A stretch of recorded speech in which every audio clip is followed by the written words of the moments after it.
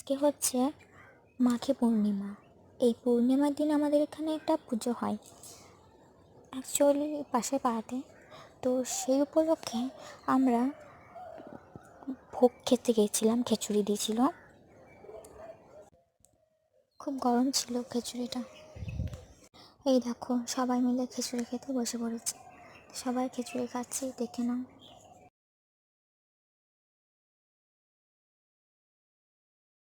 এই দেখো আমি খাচ্ছি। এবার বাড়ি ফেরার সময় একটু ভিডিও করলাম। এটা হচ্ছে আমার একটা ভাইজি, আমার পাশের বাড়ি। তো ওই বলছে যে কাকিমা ফোনটা দাও, আমি ফোনটা ধরছি।